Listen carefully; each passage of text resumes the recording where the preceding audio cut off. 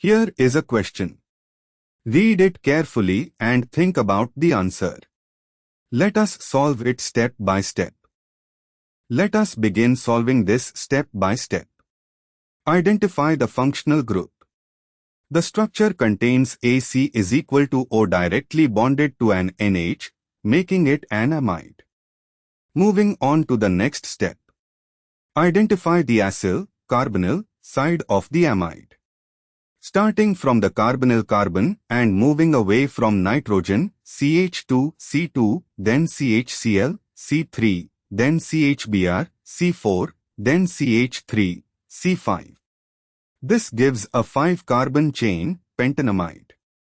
Substituents, Cl at C3, Br at C4.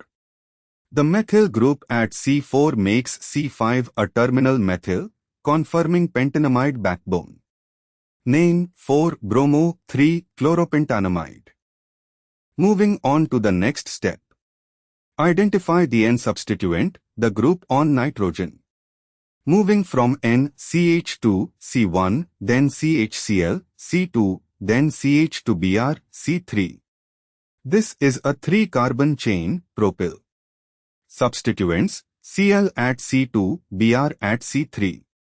Name 3-bromo-2-chloropropyl. And for the final step, combine. The N substituent prefix is placed as N3-bromo-2-chloropropyl and the main chain name is 4-bromo-3-chloropentanamide. 4-bromo-N3-bromo-2-chloropropyl, 3-chloropentanamide. Substituents on the main chain are listed alphabetically, bromo before chloro, and the N substituent is inserted alphabetically between bromo and chloro in the name. Therefore, the correct answer is 4-bromo-N3-bromo-2-chloropropyl, 3-chloropentanamide. The correct answer is shown on screen.